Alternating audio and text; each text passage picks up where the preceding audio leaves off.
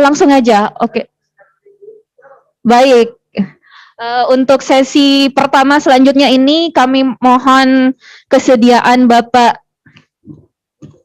Profesor Dr. Zainal Arifin Mohtar, SHLLM, untuk langsung memberikan pemaparannya.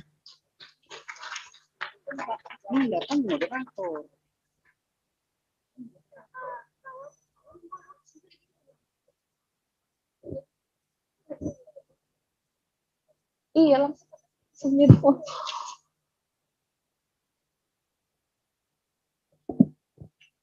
Memang Pak, kita dengan Wamen dulu, tapi Pak Wamen langsung bilang. Bismillahirrahmanirrahim. Assalamualaikum warahmatullahi wabarakatuh. Salam sejahtera untuk kita semua. Om Swastiastu, Namo Buddhaya, salam kebajikan, dan salam-salam lainnya barangkali yang ya, salam apapun yang penting kita ucapkan, kita sampaikan kepada kita semua. Pertama-tama saya ucapkan terima kasih tentu saja kepada Pak Rektor, Pak Hussein Saum. Saya nggak tahu, kalau ngelihat Pak Rektor ini selalu agak terbayang saya itu bukan sekedar rektor. Saya udah ngelihatnya kayak gubernur sebenarnya, tapi saya sebagai orang Sulawesi Barat itu saya melihatnya agak berbeda gitu, Pak Hussein Saum. Ya, mudah-mudahan ada doa di balik itu ya. Amin. Pak Wakil Rektor yang hadir di ruangan ini, mohon maaf saya tidak bisa menyebutkan satu persatu. Salam hormat saya kepada dekan, Ibu Bapak Dekan, Pak Kakanwil, teman-teman sekalian. Saya senang sekali, terus terang.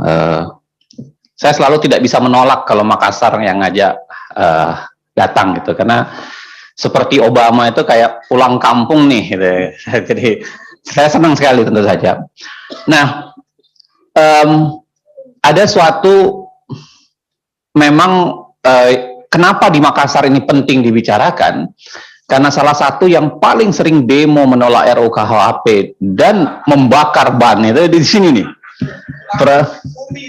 Ya, untungnya itu katanya menyebutkan ini nanti di anak Umi bisa demo setelah ini, yang saya mau sebutkan. Tapi biasanya memang bakar ban itu paling sering di sini ya, dan kita udah tahu lah kampus-kampus yang biasanya itu. Nah, yang terakhir sebelum saya mulai masuk ke substansi yang ingin saya sampaikan, saya tentu saja tidak punya kapasitas untuk berbicara dalam langgam hukum pidananya. Ya, saya punya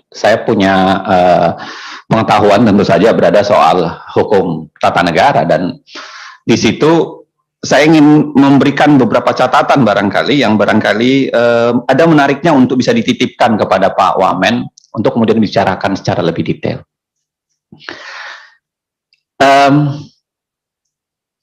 Yang pertama begini ya, kalau kita bicara, saya mau membangun logika dasar dulu. Undang-undang itu sebenarnya apa? Kenapa kita, saya, Anda semua, itu tiba-tiba bisa diperintah oleh sebuah undang-undang? Emangnya dia siapa?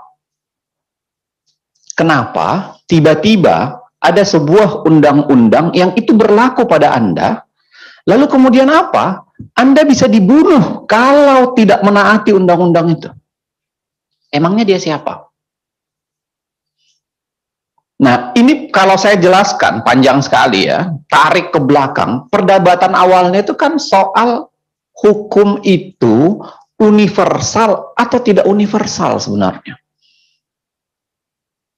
Hukum itu yang sering kita bicarakan ya, yang barangkali bagi anak fakultas hukum itu sering dibicarakan, perdebatan dasarnya itu adalah hukum itu universal atau enggak. Sebenarnya universal atau enggak sih? Makanya melahirkan teori-teori hukum yang bercerita panjang soal hukum itu apa.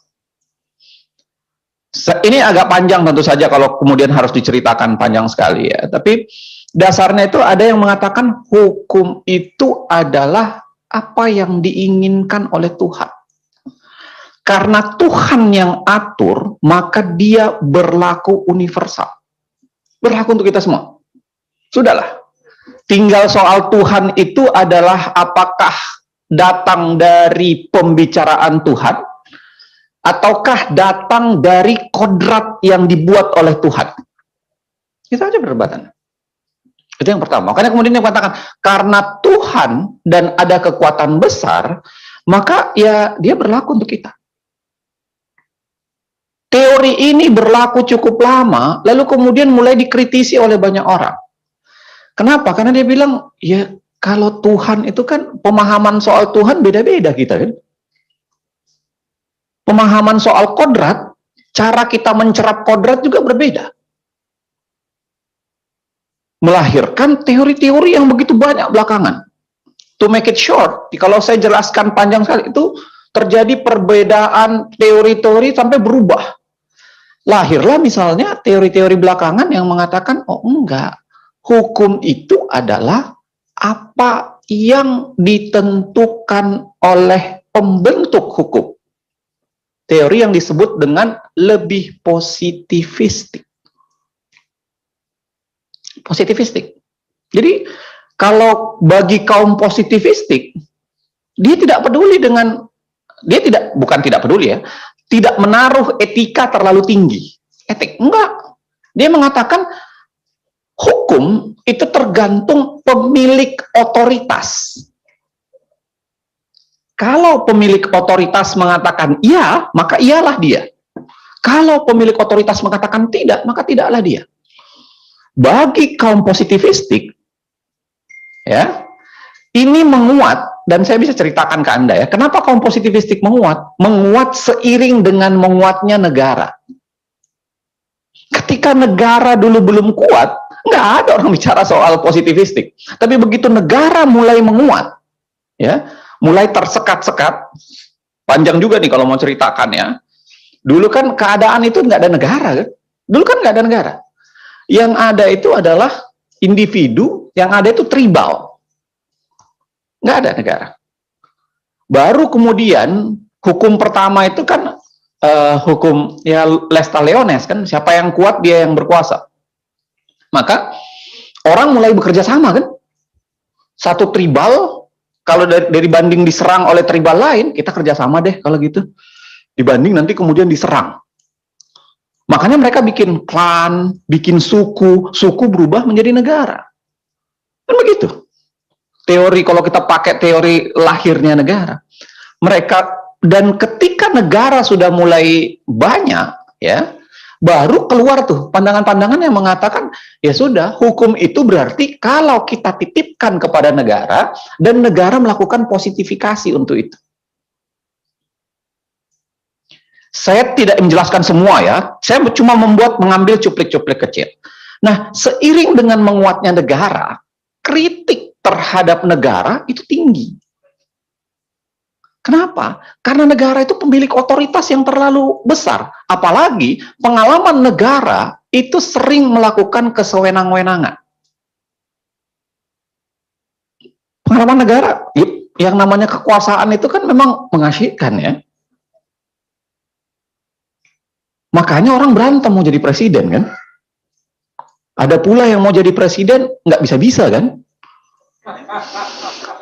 Begitu. Karena memang menjadi presiden itu memegang kuasa itu kadang-kadang, dan sekali memegang kuasa orang terasa susah berdiri dari kuasa itu ya.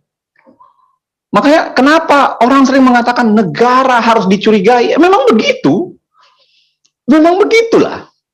Jadi jangan marah-marah negara kalau kita kritik. Karena memang begitu. Negara itu memang harus dicurigai. Untung yang kita kritik Prof. Edi kan.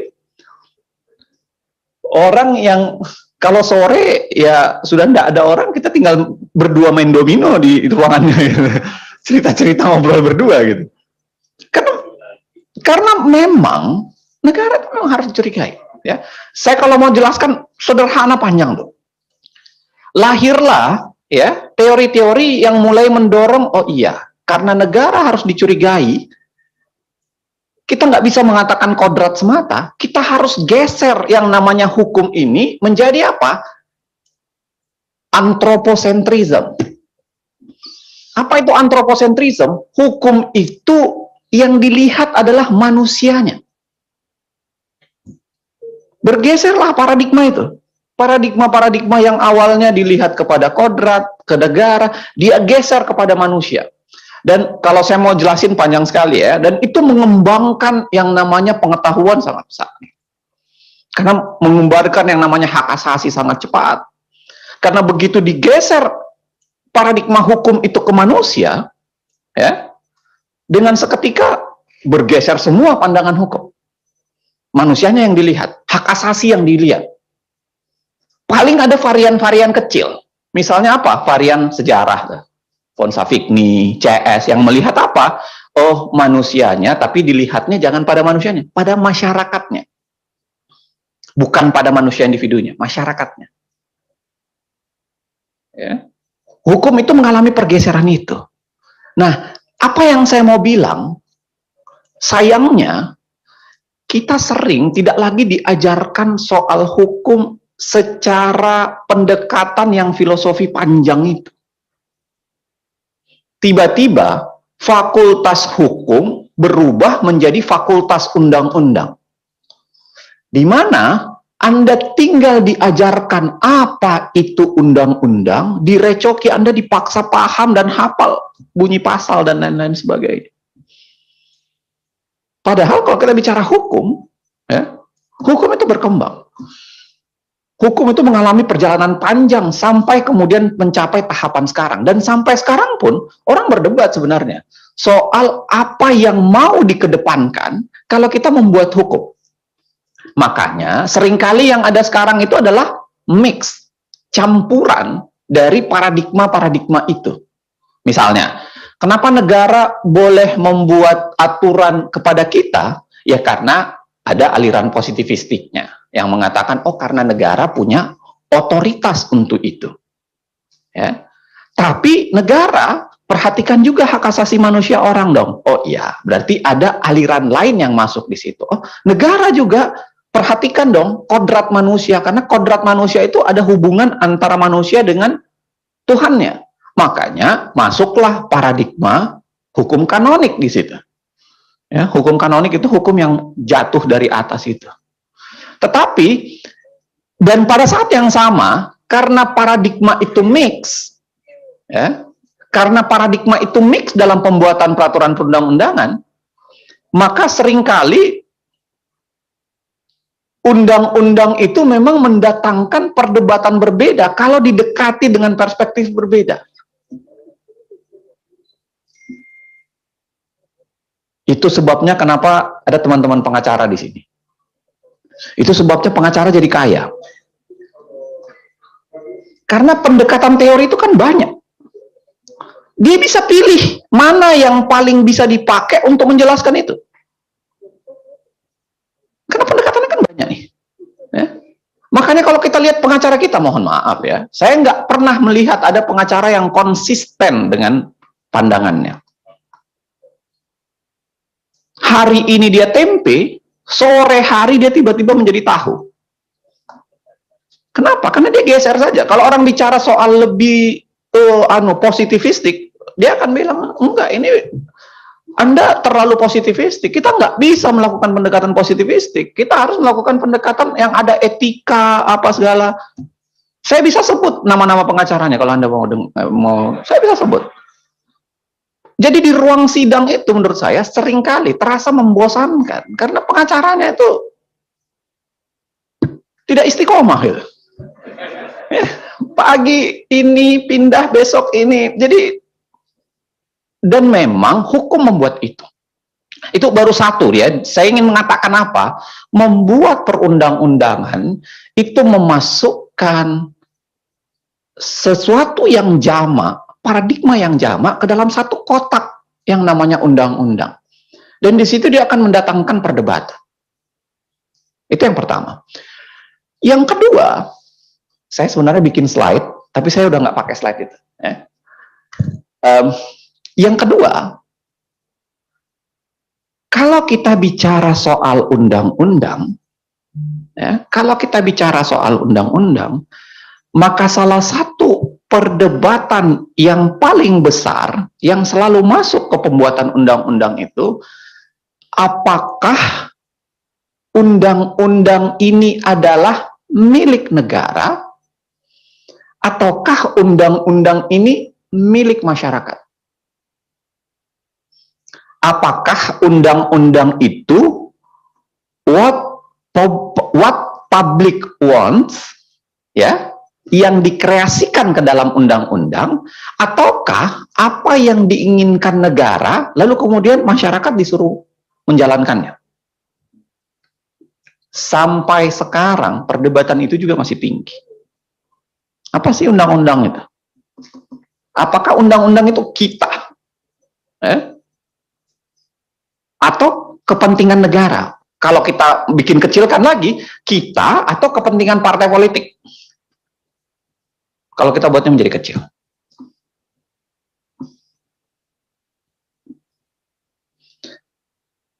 Logika negara demokrasi itu memang harus ada partai politik. Harus dong. Karena partai politik itu adalah menyalakan ideologi yang akan dimasukkan ke dalam sebuah pembentukan peraturan perundang-undangan. Masalahnya adalah, ya, ideologi partai, mohon maaf nih, kalau ada, saya soalnya agak trauma kalau lihat kuning-kuning begini, saya langsung pikir Golkar atau Nasdem soalnya. Lihat kuning-kuning ini. Kuning mas, ya betul. Iya, Hanura. Kelihatannya Hanura. Nah, gini, ya. Sekarang coba Anda bayangkan, emang ada partai yang punya ideologi? Padahal, kalau kita bicara soal salah satu teori demokrasi yang bisa kita pakai, oh ya, demokrasi mengatakan partai akan menyusun ideologinya masuk dalam sebuah peraturan perundang-undangan. Pertanyaannya, emang ada partai yang punya ideologi yang ketat? Kalau cerita partai, saya bisa ceritakan mulai dari pembentukan partai awal, dari 45 mulai maklumat 10, maklumat X maksud saya, panjang nih. Ya, tapi emang ada partai yang, coba kita lihat deh. Tanda-tanda ketiadaan ideologi partai. Hari ini dia ada di partai X. Ya. Begitu dipecat, dia pindah ke partai Z. Habis itu pindah lagi ke partai ini. Kan itu soalan lain itu. Itu soalan lain. Kita bisa lihat. Kita bisa lihat gejala itu. Belum lagi, mohon maaf ya. Saya ingin tanya misalnya ke teman-teman mahasiswa. Kalau kita mau melihat spektrum paradigma perdebatan. Kalau di Amerika ya, saya menjabarkan di Amerika itu kan perdebatan terbesar antara partai itu adalah partai konservatif, partai Republik, dengan partai liberal. Liberal dan konservatif itu agak mirip minyak sama air. Susah digabung. Jadi memang ada pertarungan yang kuat di antara mereka. Perdebatan. Ya. Kalau kita, ideologi partai kita tidak terlalu jelas. Ya. Sekarang yang seakan-akan mengemuka itu adalah pertarungan antara nasionalis dengan agamis. Kenapa saya mengatakan seakan-akan mengemuka? Karena baik partai nasionalis dan partai agamis sama-sama nggak ada yang istiqomah sebenarnya. Partai nasionalis pasti ngaku agamis, nggak mungkin enggak. Ya? Dan partai agamis pasti ngaku nasionalis, nggak mungkin. Karena kalau agamis tidak ngaku nasionalis, dia nggak bisa hidup di Indonesia. Harus nasionalis. Begitu juga partai nasionalis. Kalau dia nggak ngaku agamis, saya nggak tahu berapa persen ya, tapi saya yakin lebih dari 90% orang Indonesia itu beragama, nggak mungkin bisa terpilih. Makanya misalnya PDIP itu pasti membangun yang namanya sayap muslim kan, Baitul Muslimin. Dia harus membangun itu. Nggak mungkin enggak. Yang ketuanya Pak Hamka Haq kan dari Sulawesi Selatan, saya tahu saya kan. Kan begitu. Nah, ideologi partai yang diharapkan terejawantah dalam pembentukan peraturan perundang-undangan, itu nggak dapat kita. Kita nggak dapat. Contoh misalnya ya, di Undang-Undang Cipta Kerja, perdebatan ideologis antara agamis dengan nasionalis apa? Enggak ada. Enggak ada, enggak nemu kita di mana sih perdebatan itu. Makanya mungkin ya, saya selalu menaruh perhatian yang detail ketika berceramah di depan mahasiswa S1, S2, S3. Cobalah sekarang Anda lebih termotivasi untuk melacak. Coba dilacak deh, emang pembagian antara nasionalis dan agamis itu di Indonesia apakah memang relevan untuk pembentukan peraturan perundang-undangan? Saya bukan mengatakan agamis dan nasionalis tidak penting, tapi apakah sekarang terjadinya pembentukan peraturan perundang-undangan masih terwakili perdebatan itu? Karena nyaris enggak. Nyaris enggak, kecuali isu-isu tertentu, certain condition. Makanya saya sering mengatakan kayak menang hadiah itu kan, menang sayembara itu, syarat dan ketentuan berlaku. Selalu begitu, harus ada syarat dan ketentuan berlaku sehingga kadang-kadang ada perdebatan. Tapi partai kita tidak ada yang mewakili ideologi partai yang terjadi dalam perkembangan. Saya pernah riset dengan Profesor Denny Indrayana, itu tahun 2000 berapa ya. Bahkan di Undang-Undang Pemerintahan Aceh, ya, perdebatan yang penting soal agamis dan nasionalis itu tidak terpetakan ke dalam partai-partai nasionalis dan agamis. Nggak ada. Peta itu nggak ada. Bahkan lebih gila lagi kalau kita mau buka ya, undang-undang mengatakan bahwa pembentukan undang-undang itu harus ada nuansa Pancasilanya. Pancasila. Ya, karena kenapa? Karena Pancasila adalah sumber dari segala sumber hukum. Kalau kita buka perdebatan soal Pancasila dalam pembentukan peraturan perundang-undangan, itu nyaris nggak ada. Nyaris nggak ada. Coba kalau diantara, menurut saya rajinlah riset, coba riset, buka risalah peraturan perundang-undangan. Emang ada perdebatan soal makna Pancasila? Di Undang-Undang Pemerintahan Aceh saja memaknai apa Pancasila, dikaitkan misalnya dengan hukum syariat Islam ya, karena di Aceh berlaku syariat Islam untuk hal-hal tertentu, itu nggak ada. Tidak ada perdebatan soal itu. Jadi selain saya bilang tadi ya di awal bahwa ilmu hukum sendiri beragam cara pandangnya, yang kedua adalah ada pragmatisme pembentuk undang-undang di kita. Dan pragmatisme ini harus kita carikan. Saya tidak menyimpulkan ya, saya tidak mengatakan kesimpulan, tapi mungkin di antara kalian ada S2, S3 yang mau meriset. Apa sih urgensinya pembagian partai nasionalis dan agamis dan sumbangannya terhadap legislasi itu apa? Mungkin menarik kalau Anda riset. Apa ada sumbangannya? Karena separuh beberapa yang diisukan di dalam perdebatan undang-undang ini ada yang berkaitan dengan itu. Ya, tapi kadang-kadang tidak istiqomah juga, karena partai Islam juga berbeda juga pandangannya. Partai Islam beda juga pandangannya. Ya, ada kan beberapa isu khususnya kekerasan dalam rumah tangga ya, yang relatif keras kan cuma PKS. Partai Islam yang lainnya kan nggak ada masalah di situ. Mereka lalu kemudian lebih legowo, termasuk misalnya kekerasan dalam dalam perkawinan, pemerkosaan dalam pernikahan, itu beda. Partai-partai itu beda. Yang relatif keras itu kan cuma beberapa certain partai tertentu. Nah, itu yang kedua. Ya. Yang ketiga, saya mau cerita sedikit soal pentingnya paradigma seorang presiden. Dan ini yang membuat saya menduga orang seperti Pak Profesor Edi ini diajak oleh presiden kali ini. Kenapa? Karena yang namanya legislasi itu cita-cita presiden itu jauh lebih besar dibanding DPR. Silahkan Anda buka Undang-Undang Dasar. Ya, ada 5 tahap pembentukan undang-undang di dalam Undang-Undang Dasar. Tahap inisiasi, perencanaan, ya, pengajuan lah. Yang kedua adalah tahap pembahasan. Yang ketiga adalah tahap pengesahan persetujuan. Yang keempat adalah tahap pengesahan. Yang kelima adalah tahap pengajuan.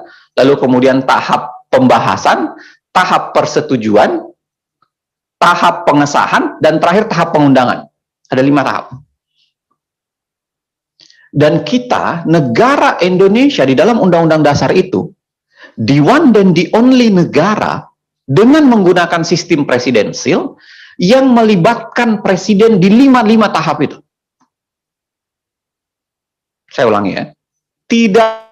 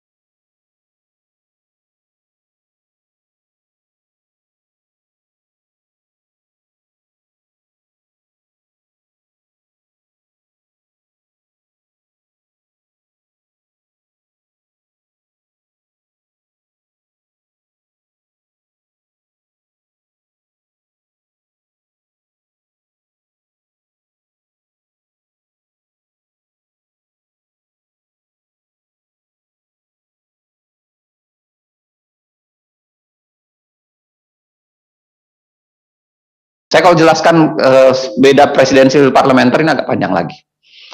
Tapi di mana negara sistem presidensil menggunakan itu? Enggak ada. Enggak ada. Sudah dibahas bersama, disetujui bersama, boleh menolak tantangan. Lebih konyol lagi, ada ayat berikutnya yang mengatakan, kalau presiden menolak menandatangan, maka 30 hari setelahnya undang-undang tetap jadi. Bagi yang agak anak mahasiswa fakultas hukum, saya nanya nih yang di belakang-belakang nih ya. Kira-kira buat apa masa menunggu 30 hari itu? Terus apa gunanya masa menunggu 30 hari? Apa gunanya masa iddah 30 hari itu?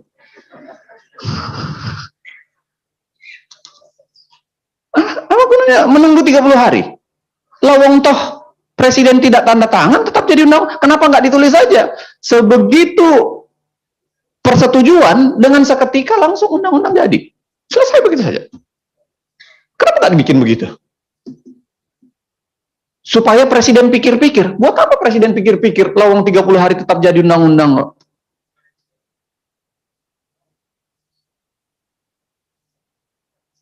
Kalau saya bandingkan misalnya dengan di Amerika ya. Kalau di Amerika itu presiden tidak ikut. Jadi kalau kita bagi 5 tahap ya. Di pengajuan presiden boleh ikut. Boleh mengajukan undang-undang. Tapi begitu masuk pembahasan dan persetujuan, presiden nggak ikut. Dikasih ke DPR dan DPD, silahkan kalian berdua. Nanti ketika DPR dan DPD setuju, baru kemudian dikirimkan kepada presiden, presiden silahkan tanda tangan. Disitulah presiden menggunakan hak vetonya. Dia boleh tanda tangan, boleh tidak. Kalau presiden bilang, enggak, saya enggak mau, atas nama rakyat, Kenapa presiden boleh mengatasnamakan rakyat? Karena itu bedanya sistem presidensial dengan parlementer, kan? Karena dalam sistem presidensial, presiden itu juga wakil rakyat. Kenapa? Karena dia dipilih dalam pemilu tersendiri. Berbeda dengan sistem parlementer. Kalau dalam sistem parlementer kan cuma ada satu kali pemilu, kan? Memilih anggota parlemen, begitu anggota parlemen terpilih, nanti dia pilih siapa perdana menteri. Kalau dalam sistem presidensial itu pasti 2 kali pemilu, kan? Karena itu kedaulatan rakyat langsung dikasih kepada presiden dan dikasih kepada DPR. Itu sebabnya kenapa dia boleh menolak menandatangani atas nama rakyat. Saya tolak tanda tangan. Memveto kedaulatan rakyatnya DPR, versi DPR. Yang veto presiden itu bisa diveto balik lagi oleh DPR. Dengan ketentuan yang lebih sulit. Kalau kita baca misalnya Undang-Undang Dasar Amerika itu ketentuannya 2/3. 2/3 anggota DPR dan Senat itu harus setuju untuk memveto-vetonya presiden. Dibanding kalau persetujuan kan setengah plus 1 saja. Simple majority diubah menjadi absolute majority untuk melakukan. Nah, di kita itu enggak. Di kita enggak. Dan saya menulis buku itu dengan Pak Saldi Isra waktu itu. Kami berdua mengatakan ini praktik yang tidak kita temukan di negara manapun yang menggunakan sistem presidensi. Ini problem yang ketiga ya, saya mengatakan. Apa? Jadi selain saya bilang tadi memang ya undang hukum beragam, saya nanti masuk praktiknya bagaimana apa yang terjadi dengan undang-undang KUHP. Praktik beragam, lalu kemudian ada kondisi ideologi politik yang berbeda. Yang ketiga adalah kita punya problem dalam pembentukan peraturan perundang-undangan. Secara bunyi undang-undang dasar sendiri bermasalah. Kenapa? Karena salah satu riset yang saya lakukan, saya mengatakan karena modelnya seperti itu, maka membuka kesempatan untuk melakukan kong kali kong. Ya kan? Makanya sepanjang DPR dan Presiden setuju, undang-undang pasti jadi. Coba kita bisa melihat bedanya perlakuan, mohon maaf nih Pak Wamen, perlakuan Presiden terhadap RUU KUHP dengan perlakuan Presiden terhadap RUU KPK. Beda banget, kan? Di RUU KPK ada protes masyarakat, bahkan ada yang mati, tapi Presiden tetap mengatakan tidak. Tapi di RUU KUHP, hanya karena ada demo, dia mengatakan, saya mendengarkan suara rakyat, dan saya menolak menandatangani. Saya menolak menolak melakukan persetujuan. Ya kan? Karena akhirnya RUU KUHP tertunda-tunda. Nah, itu yang ketiga. Jadi ada cita rasa presiden yang sebenarnya sangat berpengaruh sama cita rasa presiden. Makanya kalau saya bilang, ya, kalau presiden mau RUU KUHP ini sukses, tinggal presiden perintahkan. Mudah sekali sebenarnya. Kita pakai kalkulasi presiden dukungannya kan sekarang itu mencapai nyaris 80% kan. Kalau berhasil kemarin Demokrat pindah juga, ya itu 80 lebih. Itu udah nggak bisa tergoyahkan lagi. Ya kan? Sangat kuat. Nah, artinya sepanjang presiden mau, imaji presiden itu menjadi sangat penting. Makanya sekali menurut saya presiden harus diajarkan konstruksi ketatanegaraan bahwa dalam legislasi dia jauh lebih kuat daripada DPR. Soal berani atau tidak itu soalan lain. Soal dia punya janji politik itu soalan lain. Ya. Tapi secara konstruksi ketatanegaraan sebenarnya itu jauh lebih kuat. Nah, saya sudah mengambil hampir 30 menit ya, tentu saja ya. Ini bisa panjang saya jelaskan. Saya punya slide, tapi maksud saya begini. Apa sebenarnya ya yang bisa kita refleksikan dari problem legislasi ini ke dalam kenapa RUU KUHP tertunda-tunda sekarang? Yang pertama, pada dasarnya memang kita tidak punya single mazhab dalam konstruksi memahami yang namanya hukum. kita nggak punya single mazhab. Dan akhirnya pilihannya ya, kalau mau diperlihatkan semua mazhab itu, RUU ini tidak akan jadi. Terpaksa pemerintah harus ya menyatakan bahwa ini mazhab yang dominan, ini yang akan kami lakukan. Bagi di luar mazhab ini silahkan menggunakan cara-cara judicial review dan lain sebagainya untuk menguji. Harus begitu. Karena dengan pendekatan yang berbeda, RUU ini nggak akan pernah jadi. Ya karena memang mazhabnya beda. Mazhab yang mengedepankan mazhab yang lebih mengedepankan sesuatu, mazhab yang lebih mengedepankan hak asasi, dan mazhab beda semuanya. Jadi dibutuhkan keberanian memang. Ya, dibutuhkan keberanian. Yang kedua, ya, mau tidak mau harus mau didorong konfigurasi politiknya itu jangan dipaksakan untuk menekan atau kemudian mengurangi proses pembentukan peraturan perundang-undangan. Harus ada keberanian dari presiden. Dan yang ketiga tentu saja, ya, saya selalu berangan-angan kita harusnya memperbaiki sistem legislasi kita. Karena sistem legislasi kita itu menjadi nuansa presiden itu terlalu kuat. Saya nggak tahu seberapa jauh dia menyadari kekuatan itu.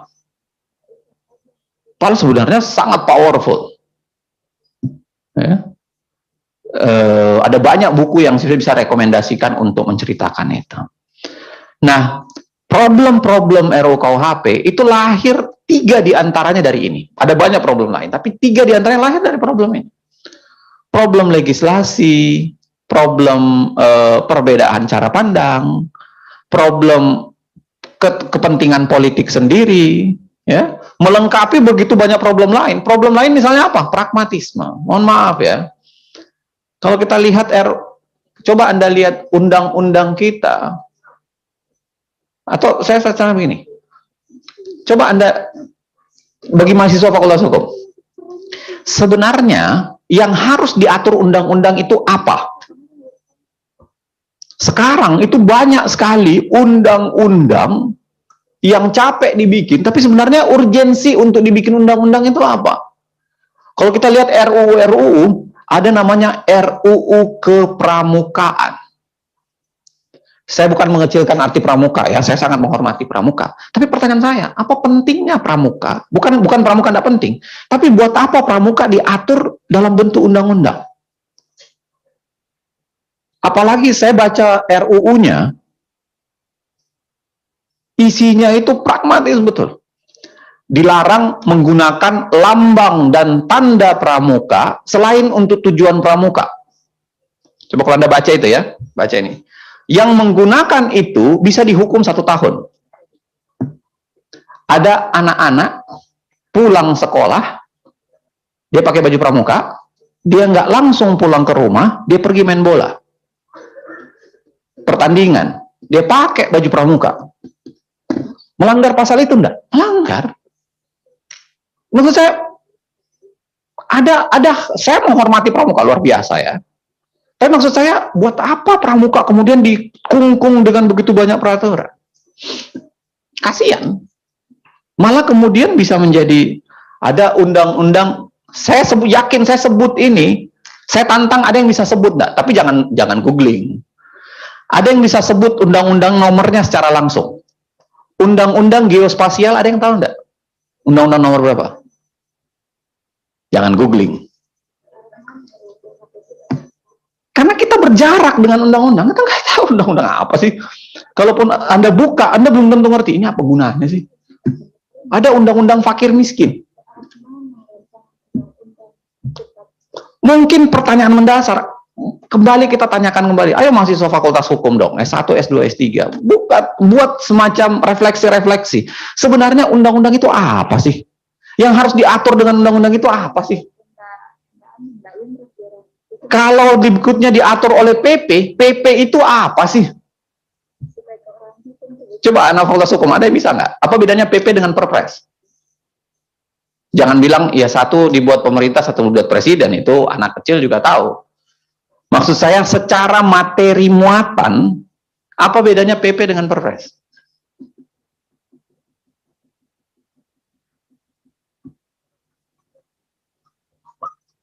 Saya mau bilang apa, Pak Rektor, kalau ada anak mahasiswa fakultas hukum masih pusing cari judul skripsi, menurut saya dia nggak pernah kuliah barangkali. Karena problem itu tersaji begitu banyak sebenarnya. Kalau kita mau lacak kembali pemikiran dan lain-lain sebagainya. Nah, saya, ya, to make it short, karena sekarang sudah 38 menit, mohon maaf, saya mengambil waktu agak kepanjangan. Saya mau bilang, saatnya kita melihat proses pembentukan perundang-undangan itu dalam perspektif hukum semata, hukum juga.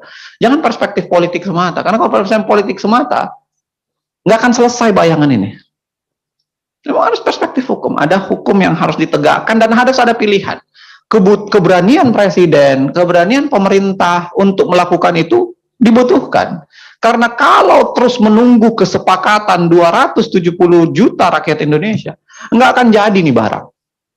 Ambil saja. Baru kemudian dipikirkan. Ya. Kadang-kadang harus begitu. Ya. Tanpa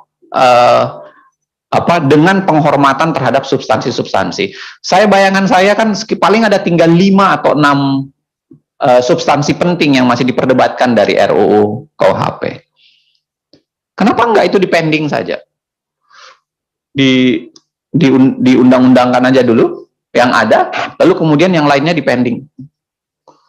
Yang penting ada kepastian seperti separuh yang dibicarakan oleh Pak Wamen tadi.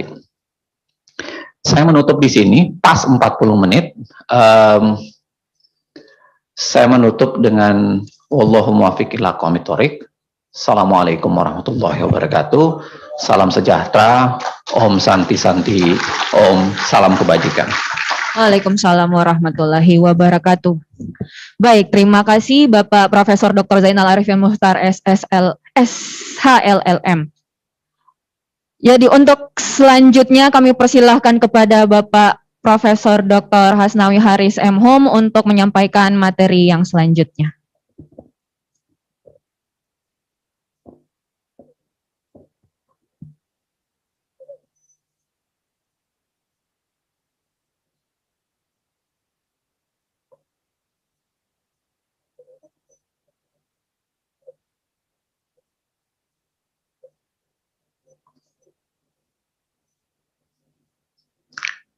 Baik Bapak Ibu, bismillahirrahmanirrahim. Assalamualaikum warahmatullahi wabarakatuh.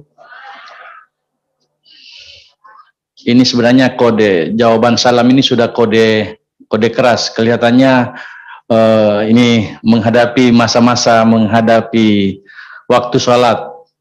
Dan Pak Wamen sudah meninggalkan kita sehingga kelihatannya ada tadi yang kode saya, jangan terlalu lama Prof. Insya Allah tidak Pak, saya kira apa yang disampaikan oleh Pak Wamen dengan Pak Zainal tadi itu sudah cukup, tetapi sebagai bentuk akuntabilitas pertanggungjawaban dari flyer yang sudah dibuat oleh panitia, saya akan bicara tidak lebih dari 10 menit untuk memotret kira-kira dari perspektif hukum administrasi persoalan-persoalan rancangan undang-undang KUHP yang hari ini menjadi tema sentral kita. Saya bisa lihat dari satu sisi.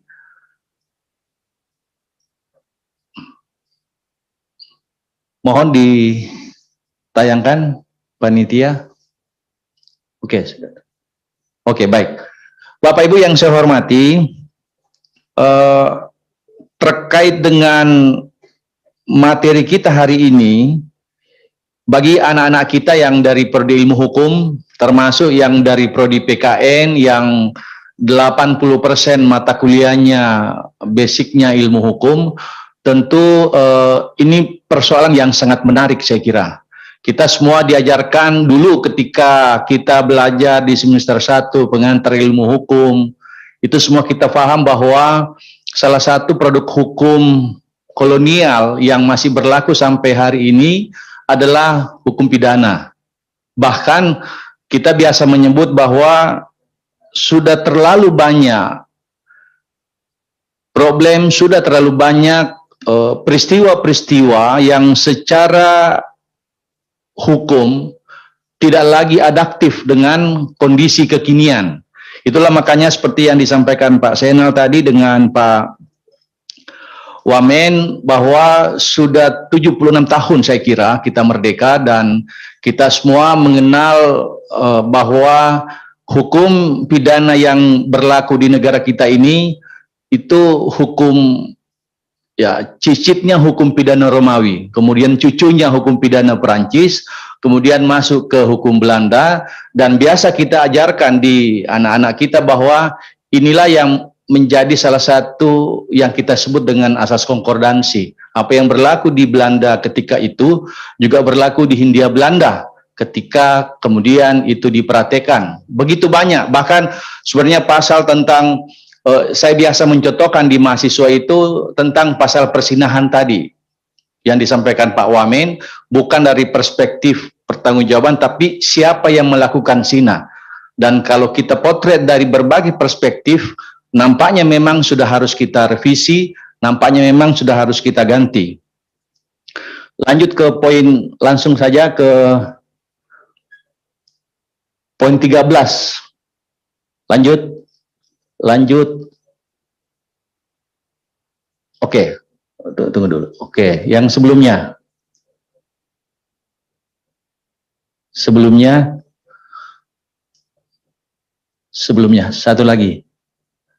Satu lagi. Baik, jadi orientasi atau tujuan utama dari adanya rancangan undang-undang KUHP itu dengan keniscayaan publik. Saya kira kita semua tahu bahwa diskursus tentang RUU KUHP ini sudah lama menggelinding. Saya kira dari berbagai perspektif dilihat, dan seperti kata Pak Wamen, ada yang kadang tidak membaca buku 1, kemudian memotret buku 2, dan seterusnya, panjang sekali ceritanya, sehingga kita ingin mengatakan bahwa itu pasti, seperti kata Pak Zainal, seorang ahli hukum, terutama teman-teman misalnya praktisi, itu memandang hukum itu dari berbagai perspektif. Sehingga biasa kita kenal kalau ada satu isu hukum yang kita ingin satu pandangan, tetapi dipastikan tidak mungkin lahir satu pandangan. Begitu banyak pandangan yang lahir dengan argumentasi yang juga sangat kuat.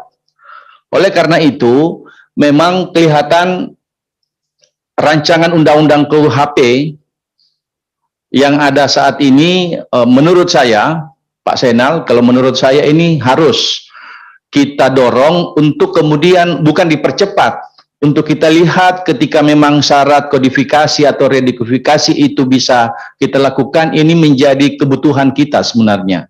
Mengapa? Karena terlalu banyak, seperti yang saya sampaikan tadi, ke mahasiswa S1 biasanya, saya bilang, apa yang Anda maksud dengan zina? Nah, mereka memahaminya dengan berbagai perspektif. Lalu kita kembali ke pasal tentang persinahan.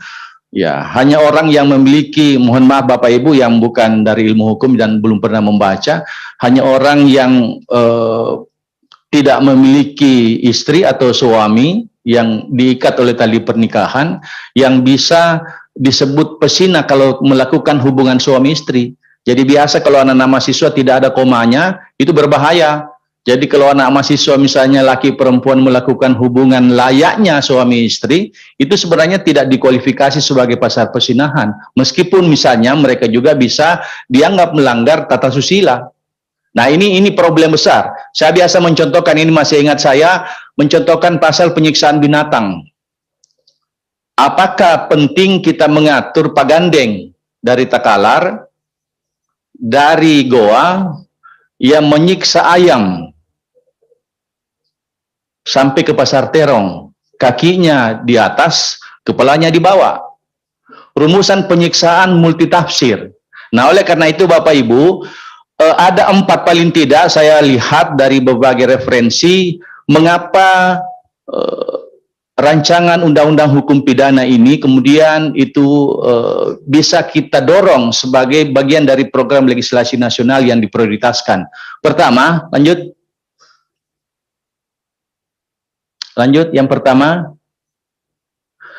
ini adalah proses dekolonialisasi kodifikasi hukum pidana. Bapak Ibu, seperti yang saya gambarkan tadi dalam ilustrasi, kita memang harus melakukan mendeteksi, memotret, membedah, bahkan mengamputasi karakter kolonial secara TSM, terstruktur, sistematis, dan masif. Ini penting menurut saya, mengapa? Karena sudah terlalu banyak pasal yang sudah tidak update lagi, tetapi tetap kita pakai. Seperti kata Pak Wamen tadi, bisa kita bayangkan, seorang hakim yang menghukum seseorang, pasal pembunuhan dan seterusnya, dengan 2 landasan teori yang berbeda, dari Mulyatno dengan Susilo.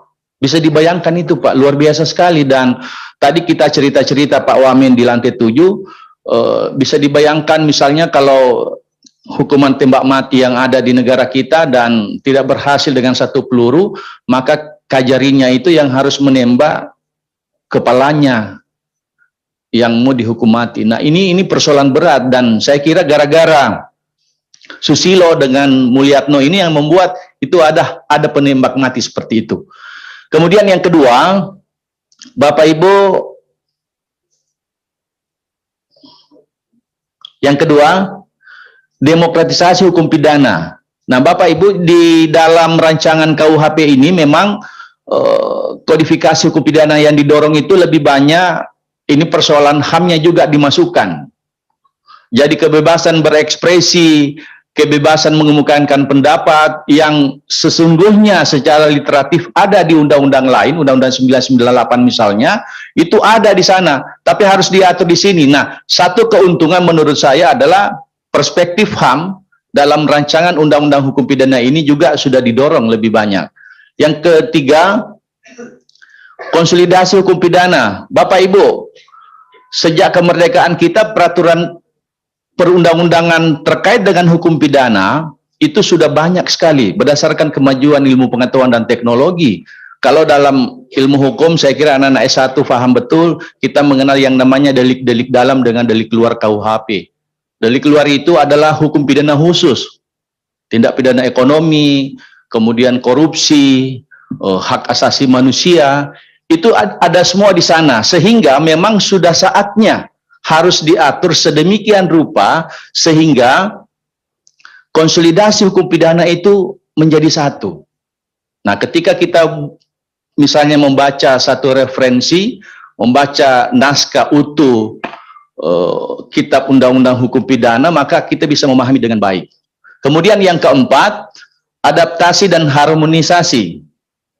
Nah, ini yang banyak disebut oleh Pak Wamen tadi, adaptasi dan harmonisasi itu sesungguhnya adalah proses keniscayaan, perkembangan hukum yang terjadi, yang saya sebut tadi dengan perkembangan ilmu pengetahuan, kemudian ada yang namanya the living law, hukum yang hidup di tengah-tengah masyarakat. Ini juga menjadi sesuatu yang amat penting diatur di dalam rancangan hukum pidana ini. Karena apa? Karena banyak seperti yang disampaikan Pak Wamen tadi, ketika satu term hukum akan dinilai, maka hakim yang akan menentukan. Ketika hakim melihat dari berbagai perspektif itu tidak jelas dalam hukum tertulis, maka dia punya keyakinan untuk melihat seperti apa putusan yang akan mereka lihat dengan melihat hukum yang hidup di tengah-tengah masyarakat. Dalam perspektif adat misalnya, hukum adat, kita tahu misalnya, itu banyak sekali kita bisa melihat contohnya. Kemudian, Bapak Ibu yang saya hormati, ini 2 slide terakhir, lanjut. Nah, ini mungkin menarik. Sebagai orang yang belajar tentang hukum administrasi, saya melihat rancangan undang-undang KUHP ini kan sebenarnya perspektifnya, persoalannya 2. Pertama, dari sisi substansi, sudah cukup akomodatifkah dalam berbagai materi muatan pasal rancangan undang-undang hukum pidana itu mengatur seluruhnya. Inilah yang menjadi perdebatan. Dan kalau kemudian itu yang kita tunggu jawabannya cukup akomodatifkah, maka akan memakan waktu yang cukup panjang. Kemudian yang kedua tentang pasal tafsir. Bisa kita lihat misalnya multitafsir, kemudian pasal karet. Nah, kalau terkait dengan substansi perspektif tafsir itu, misalnya pasal tentang hukuman mati seperti yang disampaikan Pak Wamen tadi. Jadi tinggal dilihat apakah orang itu atau hakim itu memandang bahwa apakah tidak melanggar HAM kalau ada hukuman mati. Kita mengenal pasal 10 KUHP misalnya jenis-jenis hukuman pidana. Ada semua di situ termasuk hukuman mati. Tapi kalau kita lihat misalnya harmoninya dengan Undang-Undang 39 tahun 1998 tentang Undang-Undang Hak Asasi Manusia, 99 maksud saya, maka itu menjadi problem. Tetapi bagi sisi yang lain tidak problem. Seperti kata Pak Wamen tadi, ya kalau sudah tidak bisa dibina, dibinasakan. Dan itu adalah satu pintu untuk menyelesaikan persoalan itu. Kemudian pasal tentang, nah ini yang banyak sekali teman-teman LSM, pers dan seterusnya, banyak yang mencoba melihat persoalan yang mengancam kebebasan berekspresi dan kebebasan pers. Undang-undang ITE, Bapak Ibu, teman-teman, saudara-saudara dan adik-adik mahasiswa sekarang menjadi sesuatu yang sangat penting kita lihat dari sisi implementasi penegakan HAM-nya. Nah, ini yang banyak di rancangan KUHP ini saya melihat agak susah kita kemudian bisa mengatakan komprehensif dan sempurna kalau kemudian kita tidak membedah satu persatu pasal-pasal yang dimaksud. Kemudian ada penodaan agama. Ini luar biasa. Saya kira dengan kasus yang pernah ada, saya kira ini penting juga kita lihat. Saya kira Pak Zainal Arifin sudah banyak menjadi narasumber di berbagai tempat. Ini pesan kita. Ini pasal tentang yang penodaan agama ini sangat sensitif. Saya kira kalau orang Bone melihat sensitivitas penodaan agama, boleh jadi berbeda dengan orang Sopeng, boleh jadi berbeda dengan orang Toraja. Ini persoalan yang menurut saya salah satu alasan mengapa sudah kita 76 tahun merdeka belum menghasilkan satu kodifikasi hukum pidana yang menurut kita adalah hasil karya anak bangsa sendiri. Sudah terlalu banyak orang yang ahli seperti Pak Zainal, tapi sampai hari ini belum ada KUHP kita yang kita buat secara tersendiri. Kita beruntung saya kira sudah sampai di tahap-tahap akhir ini, Pak Wamen. Kemudian lanjut. Nah, lanjut saya yang terakhir saja. Oke. Nah, lanjut yang satu lagi. Nah, ini yang terakhir dari berbagai perspektif. Ini yang sebenarnya saya butuh Pak Wamen tadi mendengarkan, karena memang ini kelasiman dalam hukum administrasi. Ada asas yang kita sebut dengan asas-asas umum pemerintahan yang baik. Kalau dalam bahasa sengkangnya, aglemene beginsilen vom beharrlich bestur. Atau kalau dalam bahasa lain kita bisa mengatakan asas ini sebenarnya adalah kelasiman dalam hukum administrasi, hukum tata negara dan seterusnya. Tetapi kalau kita melihat persoalan-persoalan multitafsir, pasal karet, ketidakpastian hukum, ini akan masuk pada wilayah pemerintah kita, aparat negara kita akan menghasilkan salah satu bestur atau kebijakan atau hukum atau KTUN, keputusan tata usaha negara yang berpotensi digugat. Dan menurut saya ketika Undang-Undang 2008, Undang-Undang Nomor 8 1999, Undang-Undang tentang penyelenggara negara yang bebas bersih dari korupsi, kolusi dan nepotisme, maka menjadi sangat urgen. Ada benang merah di sana. Meskipun sebenarnya bangunannya ada juga di asas-asas umum hukum pidana. Nah, kalau ini digabungkan, menurut saya menjadi penting kemudian untuk tidak tergesa-gesa, sekali lagi tidak tergesa-gesa menghasilkan RUU KUHP atau RKUHP untuk kemudian disahkan, tetapi menjadi penting dan kebutuhan kita. Nah, kita berharap, saya kira tidak lama itu ada, tetapi tidak tergesa-gesa. Kata Pak Zainal tadi, sebenarnya tidak perlu menunggu lama, yang ada saja dulu. Nah, yang ada itu kemudian kita sahkan. Kalau ada lagi perkembangan, saya kira pintu untuk itu tentu saja terbuka terus, saya kira. Kemudian yang terakhir sekali, kalau kita lihat dalam Undang-Undang Nomor 8 tahun 1999 ada beberapa asas sebenarnya, kalau dalam undang-undang ini disebut dengan asas umum penyelenggara negara. Unsur kepastian hukumnya, unsur keterbukaannya, unsur akuntabilitasnya, itu menjadi sesuatu yang penting. Dan menurut saya, ini tidak boleh tabu dalam mazhab hukum pidana. Kenapa? Karena kalau kita lihat dasar lahirnya kebijakan, dasar lahirnya keputusan misalnya, itu boleh jadi sumbernya dari pemerintah. Nah, kalau ini kemudian tidak di-backup oleh aturan yang kira-kira menghubungkan, itu menjadi problem. Nah, saya kira Bapak Ibu itu yang saya bisa sampaikan sebagai orang hukum administrasi yang memandang bahwa sesungguhnya kebutuhan kita dengan rancangan undang-undang KUH pidana ini menjadi penting sekali. Bagi kita anak-anak yang ilmu hukum, belajar betul bahwa betapa sebenarnya Anda boleh jadi belajar hari ini ilmu hukum, besok belajar ilmu hukum yang baru, dan boleh jadi lusa belajar lagi ilmu hukum yang baru. Dan kita berharap, saya kira, dengan kondisi yang ada, apa yang kita lakukan hari ini kuliah umum, itu bisa memberikan referensi bagi anak-anakku sekalian, terutama bagi mahasiswa S1 termasuk S2, S3 yang kira-kira bisa menjadi, sampai Pak Zainal tadi mendorong ada satu judul disertasi yang kemudian bisa kita jadikan sebagai referensi atau objek penelitian. Saya kira demikian yang saya bisa sampaikan. Mohon maaf atas segala kekurangan. Billahi taufiq wal hidayah.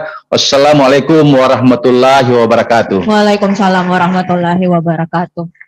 Baik, sekali lagi kita berikan aplaus yang meriah kepada dua panelis kita, Bapak Dr. Zainal Arifin Muchtar dan Bapak Profesor Hasnawi Haris. Mungkin ada yang bertanya, tidak akan ada sesi tanya jawab karena keterbatasan waktu, dan sebagai bentuk apresiasi, 3 pertanyaan Prof. Oh baik, kami membuka sesi 3 pertanyaan saja. Saya ambil dari sisi yang tengah, 1 dari sisi, oke baik, kepada Bapak dan mahasiswa, mungkin ada 1 lagi. 1 lagi yang dari sisi bagian sisi sayap kanan. Mungkin yang dari sisi sebelah kanan dulu, yang mahasiswa. Ya, silakan. Mungkin maju ke depan, ada mic-nya di sini.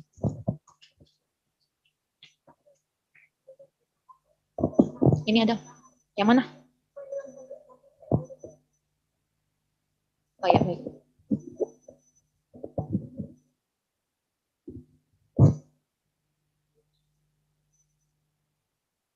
Tes. Ya, terima kasih atas kesempatan yang diberikan kepada saya untuk bertanya. Jadi pertanyaan saya ini khusus untuk Pak Zainal. Tadi sebenarnya saya ingin bertanya pada Pak Wamin ya tadi, dia sudah pergi ya. Jadi saya ingin bertanya pada Pak Zainal terkait dengan pertanyaan yang dilontarkan kepada kami bahwasanya mengapa harus ada undang-undang. Jadi semacam ada pertanyaan yang memang menjadi beban untuk kita untuk mencari tahu bahwasanya undang-undang ini untuk apa dan semacamnya. Jadi pertanyaan saya adalah undang-undang dari versi Bapak sendiri seperti apa? Sejatinya undang-undang itu ada. Terima kasih, Pak. Oke, baik. Untuk kita tampung dulu 3 pertanyaan, baru langsung dijawab. Dari sisi dari stakeholder tadi, dari Kem Hukum dan HAM, ada tadi yang angkat tangan, Bapak? Oh iya, yang di ujung sana tadi.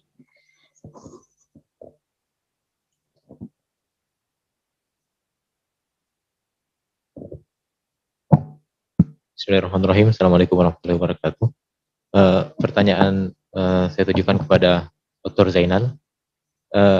Bagaimana pandangan Bapak terhadap mungkin agak melenceng sedikit dari KUHP, tapi saya pikir karena tadi disinggung soal positivistik dan kaum positivistik di Indonesia, saya ingin menyinggung masalah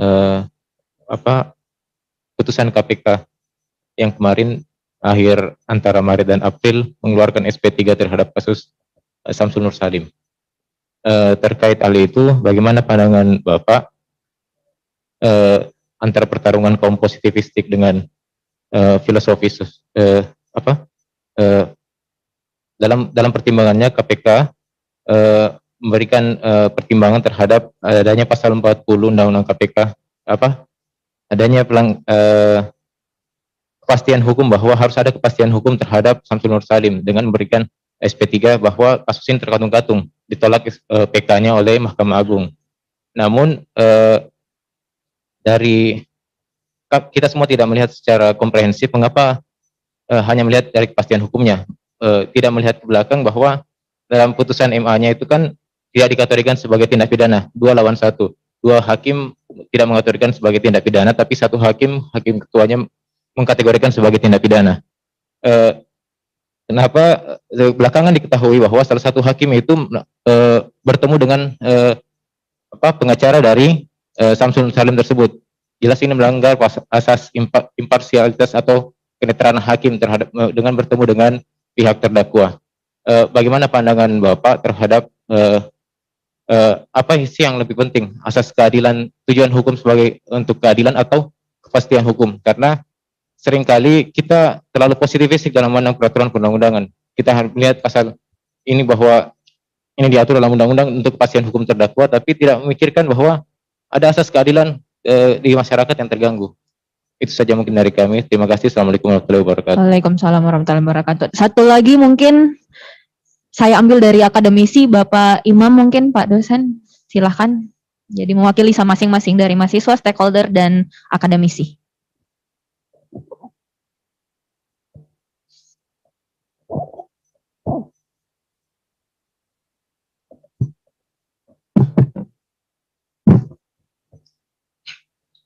Bismillahirrahmanirrahim.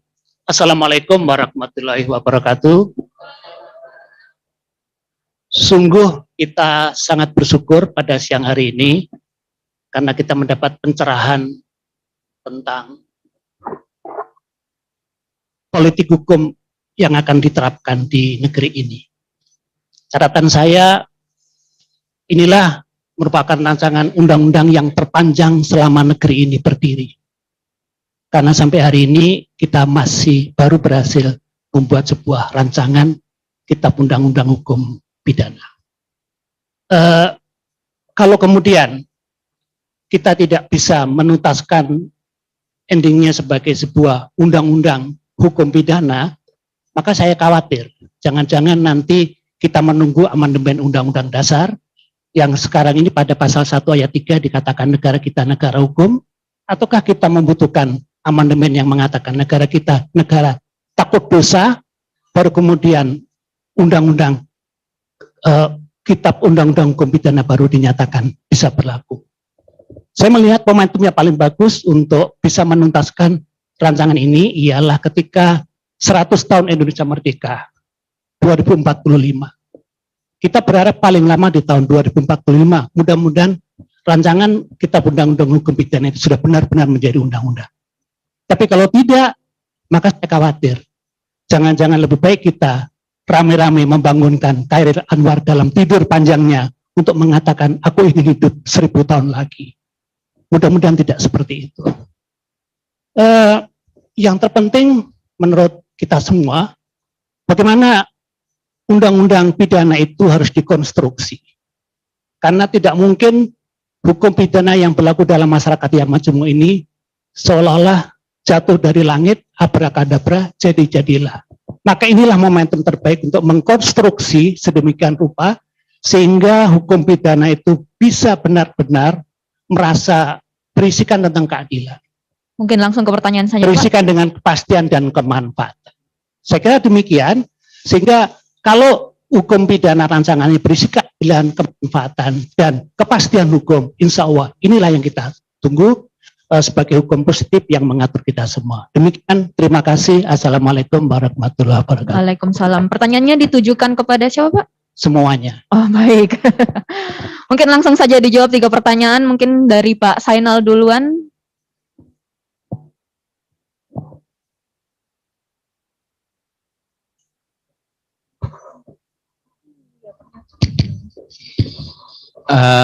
Baik. Yang pertama begini. Nanti saya simpan pertanyaan teman-teman mahasiswa ya. Yang pertama, kalau kita bicara soal kasus yang KPK kemarin, itu sebenarnya membacanya sederhana. Ya, satu, mari baca ulang kasus tambak di Pasena itu. Saya baca detail soalnya. Dalam kasus itu, kira-kira sederhananya begini, Samsul Nur Salim itu diminta untuk menyetorkan sesuatu karena dia sudah dikasih bantuan BLBI sangat besar, ya, triliunan gitu, dan dia menyerahkan itu salah satunya adalah tagihan tambak di Pasena itu. Dia bilang nilainya 4 triliun lebih, padahal ternyata itu udah kredit macet, udah nggak tertagih gitu. Dan di bawahnya, dan akhirnya yang cuma ternilai cuma bisa 200-an miliar, saya ingat saya. Nah, yang menarik adalah kok bisa ada jauh sekali nilai 4 triliun dengan 200 miliar kok bisa diagunkan, semacam dijaminkan dengan nilai 4 triliun. Disitulah dicurigai keterlibatan pemerintah. Dalam hal ini adalah BPPN, Safrudin Tumenggung. Nah, dalam kasus itu Safrudin Tumenggung diputus di tingkat 1 dan tingkat 2 bersalah. Ya, saya udah lupa baca putusannya karena sekitar 1 tahunan yang lalu gitu. Saya baca skim seingat saya. Di situ dijelaskan sebenarnya korelasi antara Samsul Nur Salim termasuk dengan si Safrudin Tumenggung. Termasuk ada beberapa nama disebutkan di situ. Ya. Nah, yang menarik di tingkat 1 dihukum, tingkat 2 hukum, ketika masuk di tingkat 3, tiba-tiba putusannya terpecah. Satu hakim mengatakan, iya, itu perbuatan pelanggaran pidana. Satu hakim mengatakan, bukan, itu perbuatan pelanggaran administrasi. Satu hakim mengatakan bukan pelanggaran administrasi dan pidana, tapi pelanggaran perdata. Jadi terpecah 3 nih sebenarnya. Nah, menariknya, bagaimana menyimpulkan ketika terjadi pecah 3 ini kan menarik. Lah. Makanya ada beda antara lepas dengan dibebaskan kan. Jadi onslah dengan itu beda tuh doktrinnya. Tapi yang jelas, akhirnya hakim mengatakan, oh karena 2 mengatakan bukan pidana, 1 mengatakan perdata, 1 mengatakan administrasi, maka dikatakan bukan perbuatan pidana. Jadi dengan demikian, lalu kemudian begitu banyak perdebatan yang bisa kita lakukan. Perdebatan yang pertama adalah, tentu kita bisa mengatakan ini putusan hakim harusnya bisa dilihat dong, karena bermasalah sebenarnya. Kenapa bermasalah? Kalau kita baca Tempo, di situ dikatakan satu-satunya hakim yang mengatakan itu pidana mengaku kalau didekati hakim yang lain dan disuruh mengubah putusannya. Tempo ada tuh. Hakim yang mengatakan pidana itu kan Salman Lutan, dosen UII yang jadi hakim agung kan. Dia mengatakan itu perbuatan pidana. Dia mengakui, mengatakan apa? Dia didekati oleh hakim yang lain itu dan disuruh mengubah putusannya. Saya mengatakan kalau begini nih sebenarnya mudah kita mencium ada aroma buruk nih. Ya. Iya kan? Nah, itu yang menyebabkan KPK kemudian PK. KPK kan PK tuh. Putusan kasasinya di PK oleh KPK, tapi kemudian putusan kasasinya mengatakan ini tidak bisa di PK oleh jaksa. Karena syarat PK itu hanyalah terdakwa atau keluarganya. Itu posisinya. Jadi sebenarnya ya, problem yang paling utama kalau saya itu di putusan kasasi itu yang terpecah 3 itu. Di situ kuncinya sebenarnya 1 yang harus Anda ingat. Yang kedua adalah ya, tindakan yang bisa diambil. Tentu problem kedua adalah saya termasuk menolak logika pasal 40 Undang-Undang KPK. Kenapa? Karena saya menolak Undang-Undang KPK yang baru. Karena Undang-Undang KPK yang baru memang bermasalah kan. Dari dulu saya mengatakan SP3 itu jangan dikasihin. Karena begini, kenapa kita bikin KPK? Karena kita mau membedakan dengan kejaksaan dan kepolisian kan. Kan begitu. Buat apa kita bikin 3 barang yang relatif sama untuk mengerjakan hal yang sama? Mending bikin satu aja. Makanya kita bikin KPK itu agak unik.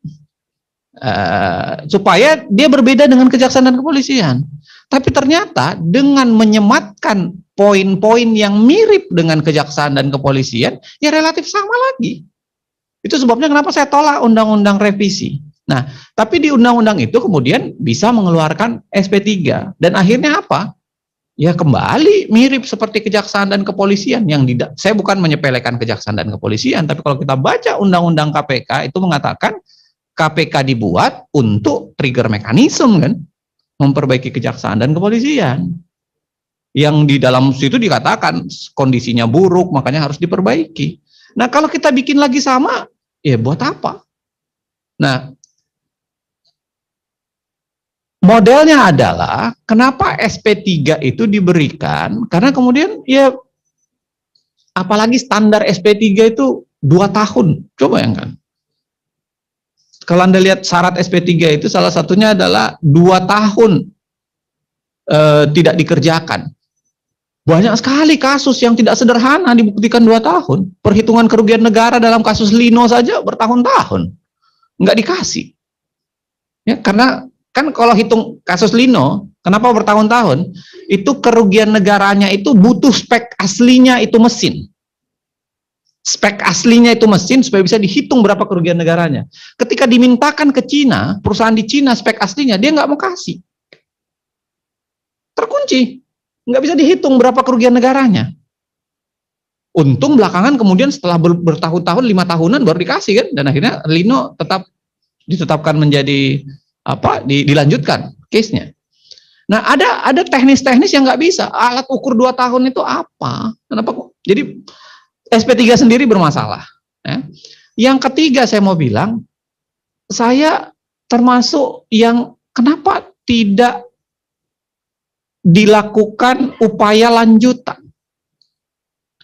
Kalau kita baca pasal 32, ya, Undang-Undang Tipikor, dia mengatakan kalau terjadi kerugian negara, ya, tapi bukan bukan tindak pidana, maka diserahkan kepada jaksa pengacara negara untuk melakukan gugatan perdata untuk ganti rugi. Nah, sekarang problemnya, apakah KPK itu sekaligus jaksa pengacara negara atau bukan? Ataukah hanya kejaksaan? Ataukah, kenapa nggak bisa sih KPK atas dasar konsep koordinasi dan supervisi, dia memerintahkan kejaksaan, kasih kejaksaan segera melakukan gugatan pengembalian kerugian negara, kan nilainya gede banget. Kenapa nggak dilakukan itu? Saya mengatakan bahwa ya, yang beginian membuat orang curiga dengan kasus, karena kasus BLB itu besar sekali. Kasus BLB itu termasuk the biggest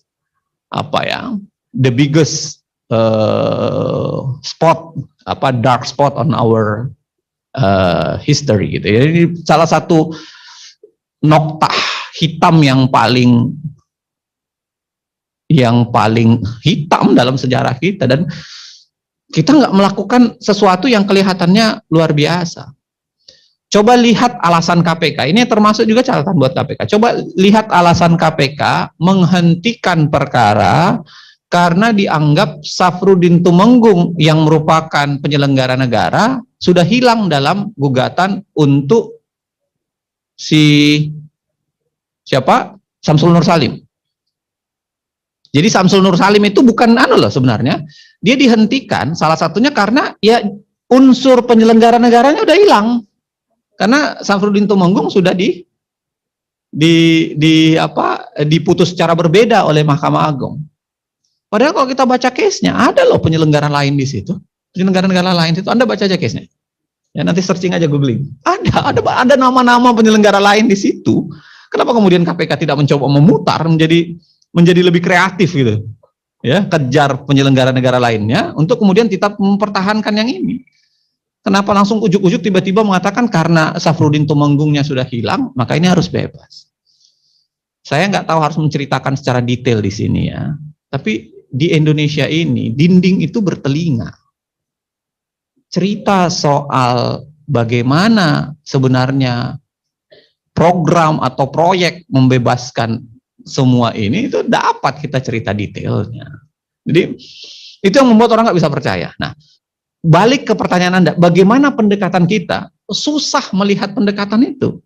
Ketika orang memaksakan bahwa ini harus dilakukan pendekatan dengan cara positifistik. Padahal bagi saya harusnya ya positifistik pun masih bisa kita perdebatkan. Kenapa? Ya penyelenggara negaranya masih bisa ada kok. Jadi toh kalau tetap positifistik KPK-nya, tetap dia bisa menggunakan kreasi. Penyelenggara negara masih ada yang lain. Yang kedua adalah gugatan ganti rugi. Pasal 32 kan ada. Nah, kenapa nggak dilakukan?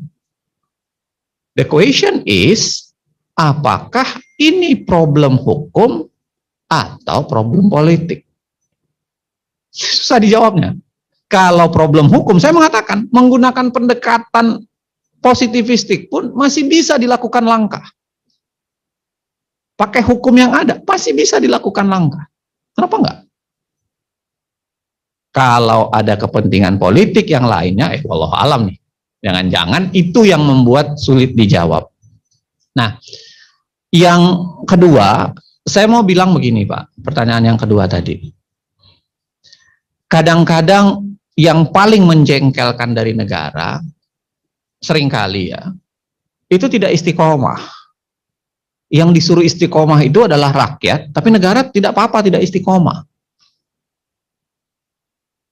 Anda masih ingat enggak ya? Salah satu usul fikih, prinsip fikih yang paling banyak disebut oleh negara, oleh orang-orang terkenal kita, Anda nanti searching aja, waktu mengatakan bahwa orang masa pandemi tinggal di rumah saja, jangan sholat di masjid dulu supaya menebar ini, which is saya setuju juga.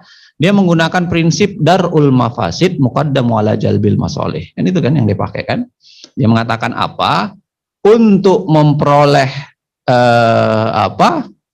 kebaikan kadang-kadang harus dikesampingkan dibanding kemudaratan yang ada. Kan begitu? Itu prinsip fikih darul mafasid muqaddamu ala jalbil masolih kan? Pertanyaannya adalah, kenapa prinsip itu disebutkan berkali-kali, termasuk ketika mau pilih Prabowo kan?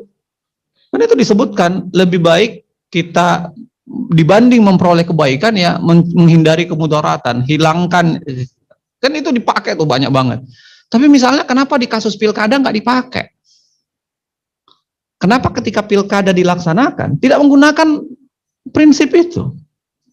Darul mafasid muqaddamu ala jalbil masalih. Kenapa pilkada tetap dilaksanakan walaupun pilkada itu katanya demi kebaikan, padahal kemudaratannya juga bisa banyak. Orang bisa mati. Lalu kemudian kenapa nggak dipakai di situ? Kenapa khusus melarang orang pergi sholat dipakai prinsip itu? Kenapa untuk menyelenggarakan pilkada enggak? Ya, termasuk penyelenggaraan pernikahan. Kenapa khusus pernikahan orang-orang tertentu, saya tidak akan sebut nama, itu dilarang, tapi khusus pernikahan selebriti, selebgram, itu diperbolehkan. Yang begini membuat orang sulit percaya. Itu yang membuat orang sulit percaya. Yang kita tagih negara harusnya lebih istiqomah. Karena orang istiqomah itu memang harusnya begitu. Innal ladzina qalu rabbunallahu tsumma istaqamu tatanazzalu alaihimul malaikah. Orang yang bisa istiqomah itu nanti ribuan malaikat akan menyebut, karena istiqomah yang paling penting. Nah, istiqomah itu yang sulit dan negara seringkali tidak menggunakan itu, dan itu yang membuat kritik, termasuk pendekatan-pendekatan yang tadi kita sampaikan. Nah, pertanyaan terakhir, karena 22, saya ada acara jam 1 di Hans Seidel Foundation. Terus bagi saya apa? Teman-teman mahasiswa, saya punya jawaban pasti. Tetapi saya mau teman-teman itu apa ya? Salah satu ciri pemikiran yang disebut dangkal, mohon maaf nih ya, mohon maaf teman-teman ya, itu adalah selalu terlalu cepat mau jumping to conclusion. Kadang-kadang ada namanya pertanyaan retorik. Pertanyaan retorik itu adalah dia reflektif, harus kita lakukan bareng-bareng. Dan siapapun menjawab di dunia ini bukan kitab suci. Anda dengarkan saja pandangannya, tapi bukan kitab suci. Jangan lihat dia sebagai zalikal kitabul la raiba fihi hudal lil muttaqin. Enggak ada, bukan kitab suci yang tidak ada keraguan di dalamnya, bukan sama sekali. Jadi apa dimaksud hukum? Menurut Jimli jelas, undang-undang itu pendekatannya adalah atas bawah. Ada konsep positivismenya, ada konsep hak asasinya, ada konsep demokrasinya, kan begitu. Rata-rata begitu sebenarnya pendekatannya. Nah, Trisula ini mendekatkan demokrasi rakyatnya, mendekatkan kekuasaannya, negaranya, dengan mendekatkan yang namanya apa yang saya bilang tadi, ketiga-tiganya itu harus dibuat barengan. Dan ini yang termasuk yang dipikirkan dalam konstruksi kepastian, keadilan, dan kemanfaatan. Kan keadilan, kepastian, dan kemanfaatan itu berdiri di 3 konsep yang berbeda. Radbruch ketika menulis itu, menganalisis itu, harus dilihat tahun dia menulis itu. Radbruch menulis itu ketika dia melihat Perang Dunia II. Dia melihat Perang Dunia II. Makanya ketika dia ditanya, dan dia tahu bagaimana posisi sekutu, bagaimana Jepang, bagaimana Jerman, Perang Dunia I, dan lain sebagainya, dia kan Radbruch hidup di tahun itu. Dia meninggal tahun 69, 68, saya lupa. Dia lalu mengatakan bahwa ya di antara kepastian, keadilan, dan kemanfaatan, kalau ditanyakan ke saya akan bilang ya kemanfaatan atau keadilan lebih penting dibanding kepastian. Begitu juga misalnya kalau Anda siapa? Jeremy Bentham. Kalau Jeremy Bentham itu dia lihatnya langsung ke konstruksi kemanfaatan. Kenapa? Karena Jeremy Bentham itu utilitarianis. Utilitarianis itu adalah ya sepanjang berguna ya kita pakai. Tinggal nanti diukur batas kegunaan yang dimaksud itu apa. Kegunaan yang paling banyak ke semua orang itu yang kita pakai, atau utilitarianis. Beda lagi dengan John Stuart Mill dan lain sebagainya. Nah, to make it short, Mas, teman-teman, kadang-kadang bertanya itu saya maksudkan untuk teman-teman reflektif. Jadi buka buku, cari, debatkan untuk temukan. Jadi jangan ditanya kesimpulan orang lagi, enggak. Anda harus bangun, ya. Anda harus bangun pemikiran hukum. Saya selalu menolak betul bicara di depan fakultas, teman-teman mahasiswa fakultas hukum. Kalau hukum itu mereka bayangkan adalah bunyi pasal, bunyi pandangan orang, dan bunyi doktrin yang sudah dipakai asas dan lain sebagainya. Enggak. Hukum bukan itu. Hukum itu adalah proses budaya, bukan batu dari langit. Gitu. Hukum itu tumbuh di kita. Hukum itu menjadi hidup dengan sejarah manusia. Makanya saya mengatakan KUHP, kenapa saya bilang KUHP disahkan saja yang ada sekarang, biarkan dia berkembang. Kan? Karena keliru juga kalau kemudian kita mau pakai satu undang-undang yang nggak boleh diubah beratus-ratus tahun, nggak mungkin. Mana ada undang-undang bisa bertahan ratusan tahun?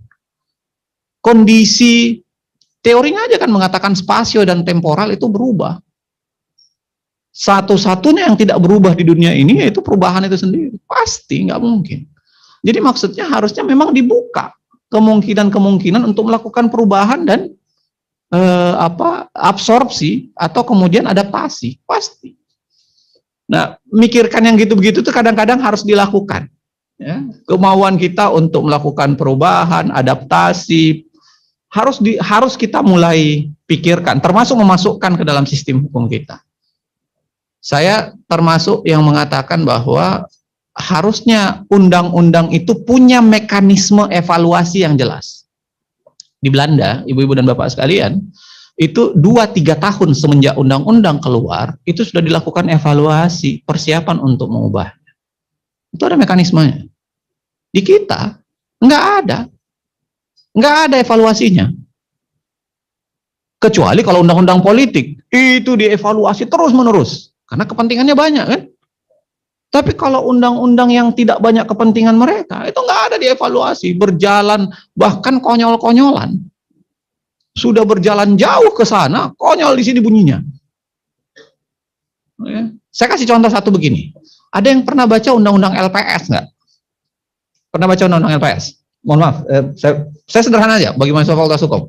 Dikatakan begini, bank yang sudah diambil alih oleh LPS, penyelamatan itu, ya kan? Itu harus dijual selambat-lambatnya 3 tahun semenjak pengambil alihan. Jadi kalau ada bank yang kolaps kayak Century kemarin, LPS diperintahkan untuk ambil alih, dia ambil alih, dia suntikan modal, 3 bulan kemudian harus 3 tahun kemudian dia harus jual. Kenapa? Untuk mengembalikan modal yang dikasih itu kan. Kalau tidak laku, ayat berikutnya mengatakan diperpanjang 1 tahun. Kalau tidak laku lagi, ayat berikutnya mengatakan lagi, diperpanjang 1 tahun lagi. Kalau tidak laku juga, maka pada tahun terakhir diberikan kesempatan dijual dengan pokoknya penawaran tertinggi aja. Kira-kira konstruksi undang-undang ini salah nggak? Menurut saya keliru. Sama enggak kira-kira kalau misalnya begini, saya jualan mangga, mangga ini harganya 10.000 per biji, saya tulis di depan mangga ini 10.000 per biji, ya modal saya 10.000 untuk beli, ya harus laku sebelum jam 3 sore. Kalau enggak laku jam 3 sore, saya tunda sampai jam 4 sore. Kalau enggak laku jam 4 sore, saya tunda jam 5 sore. Kalau enggak laku juga, maka jam 6 saya akan jual dengan penawaran tertinggi. Kira-kira apa yang dilakukan pembeli mangga? Nunggu jam 6. Dia nunggu jam 6. Karena dia akan kasih penawaran yang nggak bisa ditolak. Undang-undang perintahkan harus dijual. Dan itu yang terjadi, mohon maaf, sama Century kan. Century itu ditolong 6,7 triliun. Di top up modal tahun 2000 berapa? 1,5 triliun. Jadi 8,2 triliun. Coba cek, lakunya Century cuma berapa? Cuma 4 triliun lebih kan? Itu perdebatannya panjang lagi. Berarti sisanya kerugian negara atau bukan?